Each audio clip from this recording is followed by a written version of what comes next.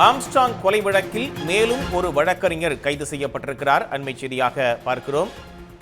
Armstrong கொலை வழக்கில் மேலும் ஒரு வழக்கறிஞர் தனிப்படை போலீசாரால் கைது செய்யப்பட்டிருக்கிறார். விவரங்களை வழங்குவதற்காக இணைகிறார் செய்தியாளர் கிருஷ்ணா. விவரங்கள்.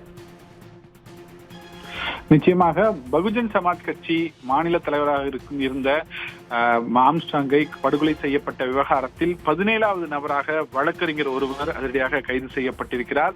இந்த கொலை நடந்த பிறகு தொடர்ந்து அடுத்தடுத்து கைது நடவடிக்கை என்பது சென்னை காவல்துறையால் தனிப்படை போலீசாரால் நடத்தப்பட்டு வருகிறது. முதற்கட்டமாக 11 பேர் கைது செய்யப்பட்ட நிலையில் அதுக்கடுத்தமாக 3 பேர் கைது செய்யப்பட்டார்கள். இதில் 2 பெண் தாதாக்களும் உட்பட்டிருந்தனர். இவ்வாறாக கைது செய்யப்பட்டு ஒவ்வொருவரிடம் விசாரணை என்பது தீவிரமாக நடைபெற்று வந்தது.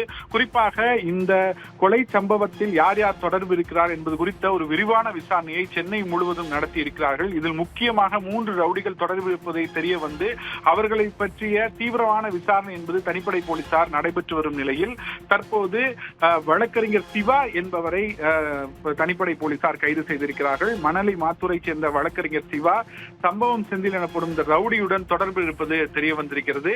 குறிப்பாக சிவா சம்பவம் செந்தில் தொடர்பு இருப்பதோடு மட்டுமில்லாமல் பணப்பட்டுவாடாவிலும் இந்த விவகாரம் தொடர்பாக தொடர்பு இருப்பது விசாரணை மூலம் கண்டுபிடிக்கப்பட்டிருக்கிறது.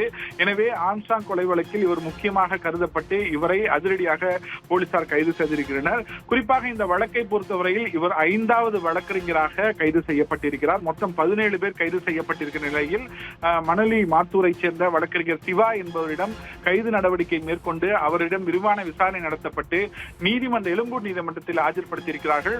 அவரை தனி நீதிபதி முன்பு ஆஜர்படுத்தி தற்போது பூந்தமல்லி கிளை சிறையில் அடைக்கப்பட்டிருக்கிறார். ஏற்கனவே 11 பேரும் காவலில் எடுத்து போலீசார் விசாரணையை நடத்தி அவர்களிடம் பல்வேறு வாக்குமூலம் பெற்று அடுத்தடுத்த கைது நடவடிக்கை மேற்கொண்டு வந்த நிலையில் மேலும் 3 பேரிடம் மீண்டும் சில பேரிடம் விசாரணை நடத்த வேண்டும் என்று அவர்களை காவலில் எடுத்தார்கள். அந்த அடிப்படையில் பொன்னை பாலு, ராமு என்கிற வினோத் மற்றும் வழக்கறிஞர் அருள் ஆகியோரை பிடித்து காவலில் எடுத்து விசாரிக்கும் பொழுது அவர்கள் கொடுத்த தகவலின் அடிப்படையிலும் பண பரிவர்த்தனை தொடர்பான விவகாரங்கள் தொடர்பாக விசாரணை நடத்தப்பட்ட விவகாரத்திலும் இந்த வழக்கறிஞர் சிவா என்பவர் கைது செய்யப்பட்டிருப்பதாகவும் தொடர்ந்து சம்பவம் செந்தில் என்ற ரவுடிக்கு தொடர்பு இருப்பதாக விசாரணை மேற்கொண்ட நிலையில் அவர்கள் தொடர்பான ஆட்கள் அடுத்தடுத்ததாக கைது செய்யப்படுவது தற்போது விசாரணை என்பது விரிவடைய முக்கியமாக காரணமாக அமைந்திருக்கிறது. உடனுக்குடன் செய்திகளை தெரிந்து கொள்ள சன் நியூஸ் பெல் ஐகானை கிளிக் பண்ணுங்க.